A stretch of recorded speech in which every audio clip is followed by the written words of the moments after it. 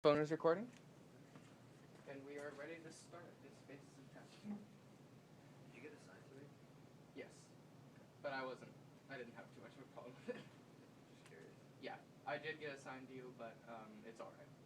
Because I don't have a problem with interviewing most people. Okay. Alright, so first of all, just basics, like obviously your name is Isaac Bass. That's me. How old are you? I don't discuss my age. I'm trying to avoid the question. Any purpose why you don't discuss your age? To me, age is irrelevant.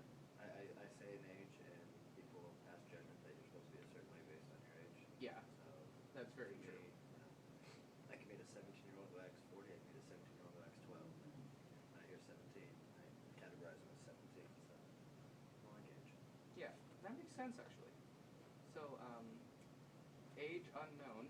In my 30s, how about that? Alright, that works. How about like your childhood? Where did you grow up? Grew up in Eugene. Eugene. Eugene. What was your childhood like? It was euphoria, and then real life happens, and you have your ups, your downs, your sad moments, and Yeah. whatnot. That's a taste of life. How was your school life like? Would you say you were a good student? I hated school. You hated school? And then you became a teacher? I was horrible at it. Oh, really? Yeah. Math? It sucked. That's funny. Ridiculously bad. Yeah. Mostly, I just didn't want to be there. Yeah. I found excuses not to be there. Yeah, I wasn't a good student. I barely graduated. I probably should have graduated. Oh, wow. Somehow they pushed me. Cool. They didn't want me around anymore. Oh, no. I caused too much trouble, I guess. Yeah. Was there anyone you knew in your childhood that was like inspired you? Or like you looked up to?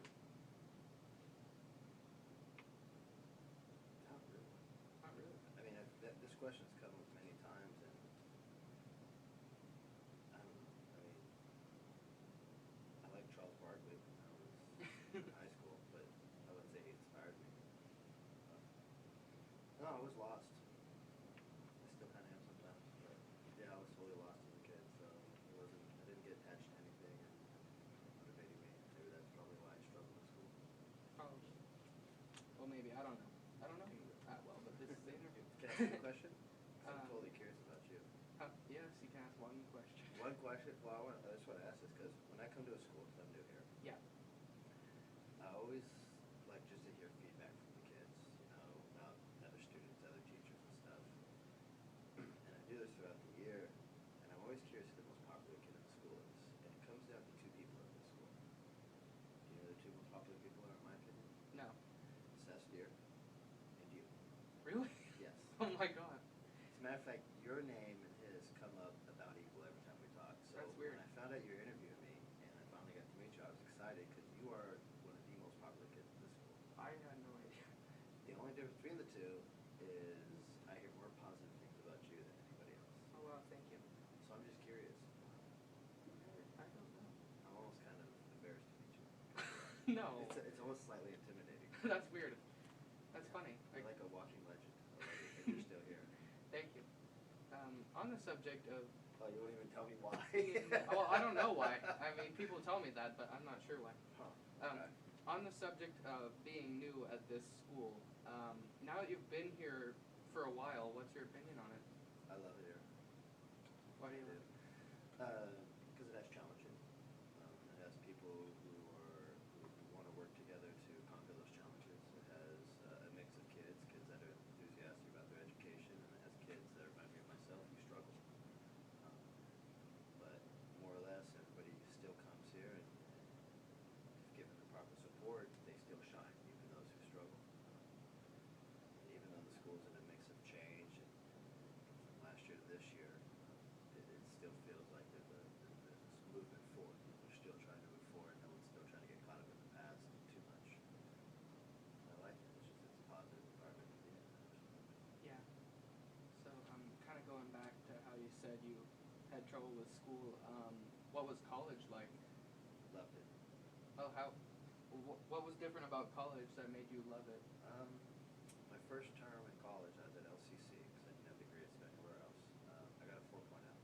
Oh, wow. And I had never gotten more than 1A in a term, or a shoot in a year actually.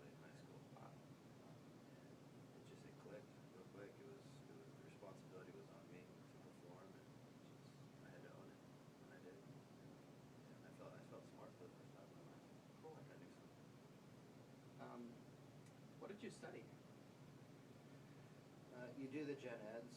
When I was doing the gen eds, I really got into sociology, which is the study of people in groups, studying human behavior, how they react, which pays big dividends working in the school environment because it's a huge social experiment. Yeah. And so I don't know, got really interested in that. I took a lot of sociology courses, but I still struggle because I struggled reading. There was a lot of reading in those classes, so it wasn't easy for me. I avoided foreign languages and sciences as much as I could. And then eventually went to business school, not because I wanted to, just because time was running out and I had to figure out something to do. Yeah. And so I studied business, though I never belonged in that department whatsoever, and I graduated with a business degree. So with a business degree, what made you decide to become a teacher? When I graduated, I was at the University of Oregon, and I moved to Portland, and I was looking for a job in the field of finance. And during my job hunt, for the month or so I was up there, September 11th happened. Oh, wow. And it changed the whole landscape of the financial world, the world period, but the financial world totally changed, and all the jobs I was looking at, hunting for, they dried up real quick. Oh. They stopped hiring, and I found myself looking at long-term unemployment, and it was very scary. And one thing that came true to me was, as I interviewed for these jobs, the ones that I got interviews for, I realized I wasn't getting them because my heart wasn't in it. My heart was never in the business, and I understood it, and I understand the logic of it, but it just, like, I wasn't passionate about it. And I took some time to reflect on myself and my life, and I remembered back to, all the way back to even elementary school, that I was always good at tutoring. I was always good at explaining something. If I knew it, I could explain it. And that pattern continued all the way up through college. So I just, kind of a natural progression, realized maybe I'm just a natural teacher. So I enrolled in the graduate program and went back to get a teaching license. And decided to teach math. Yeah, math has always come natural to me. It's the one subject I'm the strongest at. I took geometry as a freshman, took algebra 2 as a sophomore, took algebra 2 as a junior, and I took algebra 2 as a senior. Oh, dear. Lots of D's and F's. So, though I could do it, I guess I wasn't motivated to do it at that age. Yeah. That's kind of what got me there. Is this your first teaching job? No. Where else did you teach? I was at Mackenzie High School in the state of Oregon for about 4 years there. Before that, I was in Costa Rica in the cloud forest teaching at a bilingual school. How'd you end up in Costa Rica? That's a story enough for this interview. Okay. Before that, I was in Pasadena. I guess I can tell some of it, but before that, I was in Pasadena teaching at an inner city school, and then before that, I was at Churchill High School in Eugene, which was my alma mater. So I graduated from Churchill and became a teacher there. So I've been a few different places, but hopefully this is the last and final stop. Costa Rica. I think about how this went. I went back to do my master's degree while I was teaching in Pasadena, and one of the things I was looking at is how our education system is failing our Black and Latino youth, primarily males. And I came to this conclusion based on our graduation rates at the school I was working at, and it was just totally disproportionate of this ethnic group and this gender. So I went back and did a bunch of research and came with some conclusions. And one of the main conclusions I had was the necessity to have teachers who reflect their students. And when I looked at the teachers at the high school, I mean, you had a school that's 90% Black and Latino, yet maybe just a couple of teachers who are of the same ethnic makeup. And also for the Latino students, we're able to speak Spanish. And I'm not bilingual. I wasn't at the time, not even close. And so I came to the conclusion that in order to better serve my students and help increase graduation rates, I needed to become bilingual. And the best way for me to do that was to immerse myself into a culture and a language. And that meant leave the country and go live in Latin America and try to learn it. So I did. How successful were you with that? I've always struggled with language acquisition.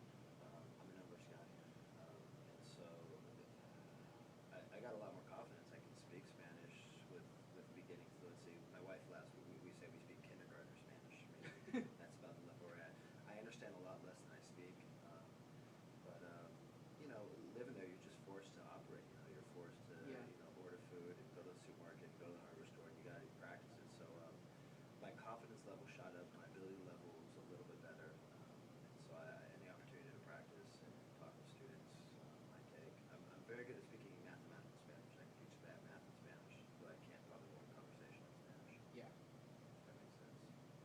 That does make sense because So, I'm in Spanish 3 and I and how avoid she- all Spanish conversations. It's daunting. So yeah, you got to be in a situation where you can't run from it.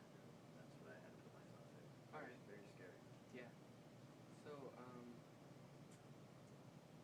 were there any people in like the college period that really helped you succeed in that area?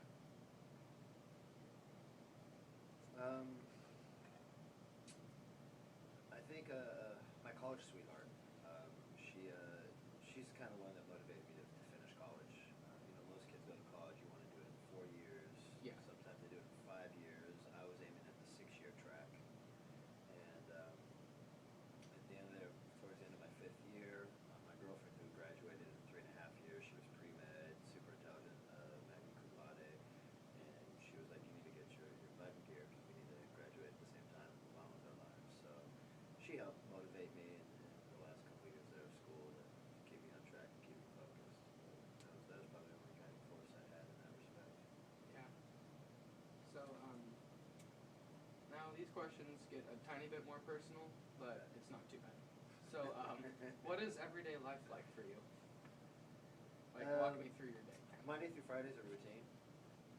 Get up, eat a little breakfast. Usually I go to the rec center. I like to swim some laps in the morning. It wakes me up. I don't drink coffee or caffeine, so that's how I get operating in the morning.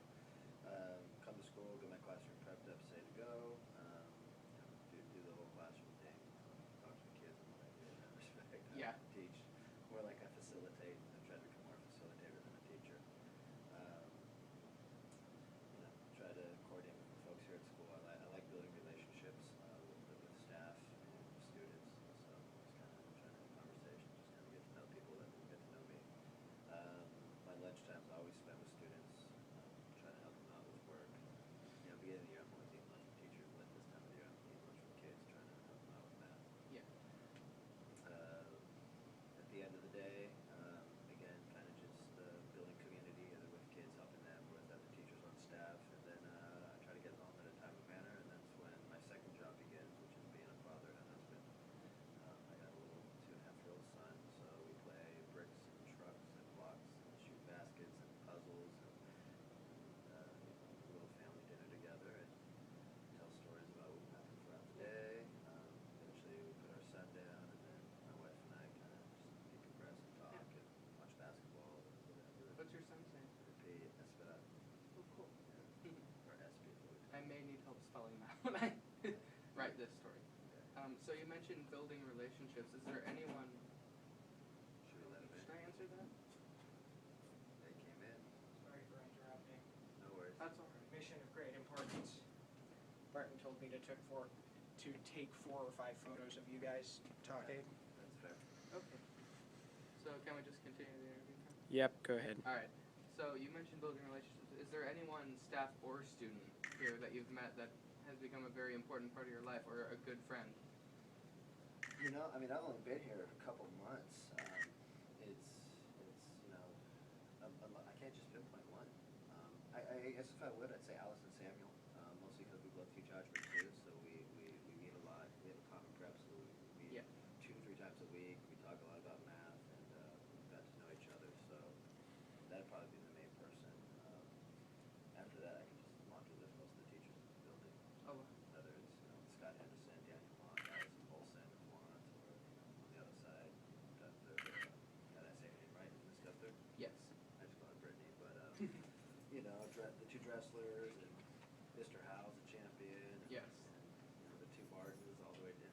Again, everybody, Lupo and Hart and Miss Tolan. So it's I try to stay connected with folks. It's very important. Kind of helps the energy of the school. We're all talking together. Yeah. In terms of kids, though, I guess I haven't developed any super deep relationships. Those usually take a lot more time. Okay. So since you haven't developed any deep relationships with any of your students, how do you think they see you, like the students in your classes? Do you think they like you as a teacher, or is it hard to tell? Yeah, no, they do. They do. I can usually tell if a class likes me or not.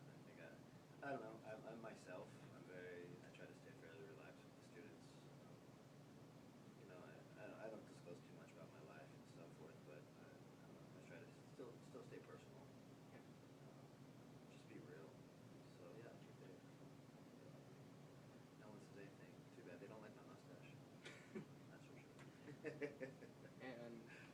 fine with them not liking it? You're just gonna keep it that way. That's why I keep it. So your family, how important is your family to you? That's number one. That's the whole purpose. If I didn't have them, I'd probably be doing something totally different in life. How did you meet your wife, or is that How did I meet my another wife? story? No. We both taught in Pasadena. She's an elementary teacher by trade. Oh, cool. I'm a high school teacher. I was actually in middle school at the time down there, and so we just in the same district, different buildings. Eventually met.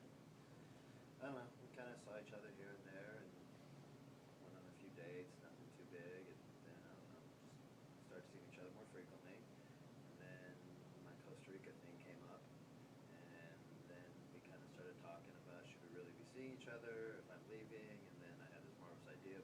Why don't you come to Costa Rica with me? And then she's like, well, I can't get a job down there. I said, why don't you apply? The same school hired her as the head English teacher in the high school, and she never taught high school before. And we went to Costa Rica together, and it was really scary because then we moved in together. And I had never lived with a partner in my life, so this was the first time. And after a year, we were madly and deeply in love with each other, and we decided to get married.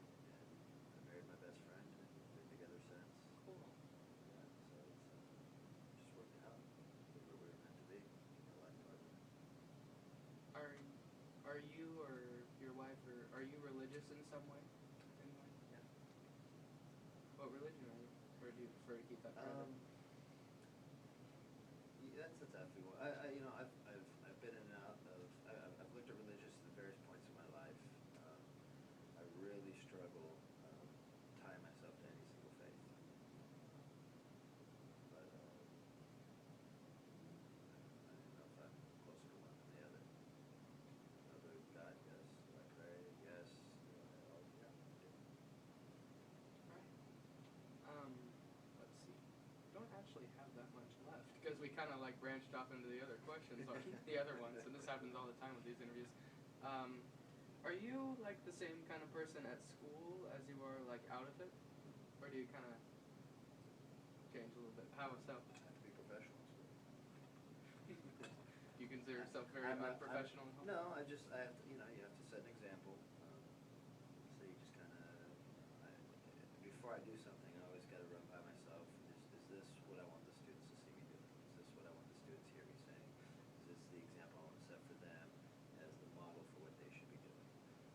When I'm at home, I don't need to filter myself. I can put on my sweats and a t-shirt, scream and yell, jump around and run in the hallways and throw a fork across the room if I want. I mean, not that I do those things, but it's just there's no filters. I can just be more relaxed. Yeah. So not that I'm totally crazy and whatnot, but it's just that filter is enough to think, hey, what do I need to? What example do I need to set? Yeah. What would you say is like your general approach towards life?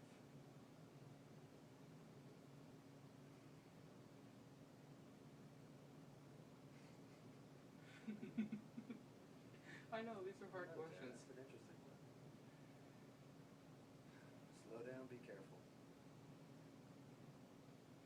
But take risks. If you don't take risks, then you don't get to experience life. Yeah. Patience. You said that. It is time. God, was that 20 minutes? It has been 20 minutes. That's crazy.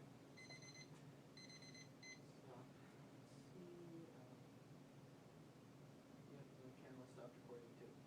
So You just hit it again.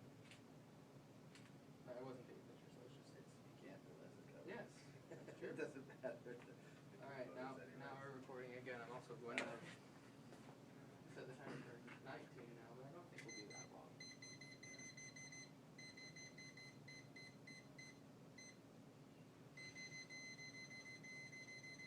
I'm bad with electronics. Yeah. iPhone is still going strong. I don't know, approach to life. There's many things. I don't like being idle. I make sure I take a step forward every day, whether big or small. That patient aspect is part of that. Is understanding that the goals I want to achieve can't be done in a day or a week or a month, but they're multi-year, multi-decade goals. So just understanding the bigger picture of life.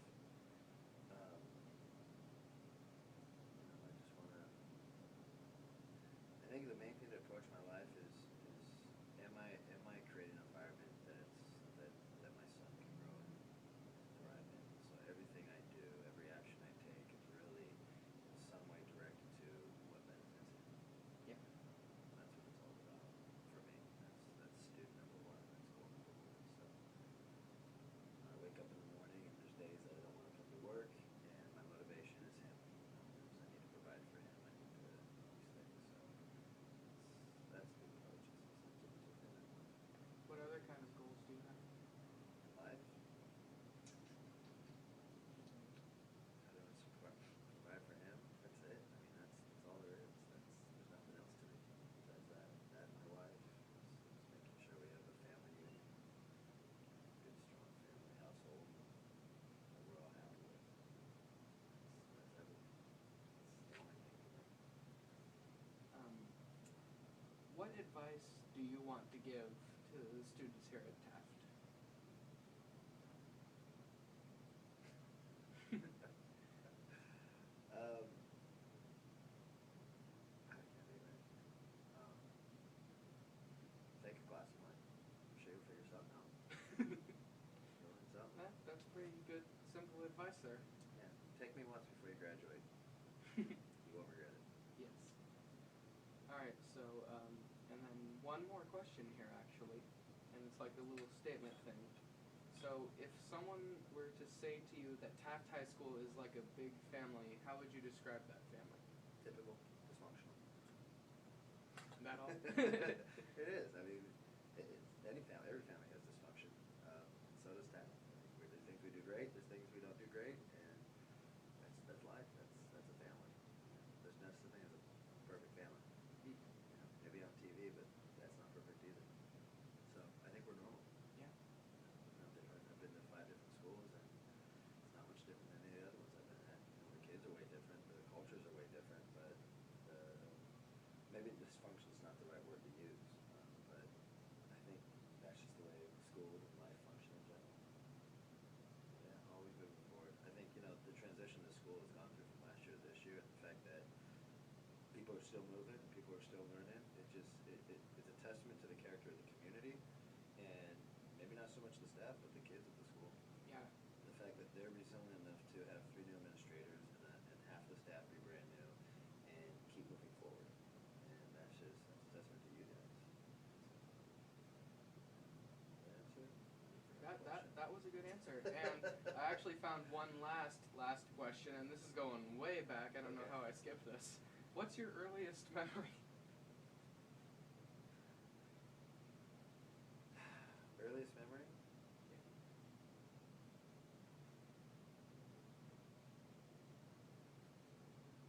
I think we were living in California, so I had to be before I was 2 years old. It was about a year or something. And I was playing with a train set or cars on a track. I don't remember exactly. I was just sitting on the carpet by a sliding glass window, and the sun was shining in. And it was before I moved to Oregon. That's the first one that comes up. So you were born in California? Long Beach, yeah. Cool. Yeah. I did not get that piece earlier. No. Yeah, that's where I was raised. I was raised in Eugene. I think I moved to Eugene before I was 2. Yeah, so. but you were born in California. Yeah, California, where I was born. All right, so I think that was it. Okay. That was a really good interview. Wasn't too bad there. No, see, it was fun. So, Taryn, are you a senior? No, I'm a sophomore. You're a sophomore. Yeah. What are you going to do with the rest of your high school if you're passing all these classes and testing out? Well, I mean, I'm stretching it out a little bit, so because I don't want to graduate early, really. I mean, I considered it for a little bit, but then I was like, no, I don't really want to do that. So, I guess it's just I don't feel like next year I'd be ready for college at the end of the year. I kind of want to take some college classes here. Like community college? Yeah, or- kind of just like slow down, prepare myself more. Have you Oh. done that already? I'm gonna start taking college classes next year. And the teachers are way different. Since the actual like interview is over, now we're just talking. I'm gonna turn the cameras off. Okay. But that's fine. Oh, We can cool. talk Yeah, for a little turn bit. it off.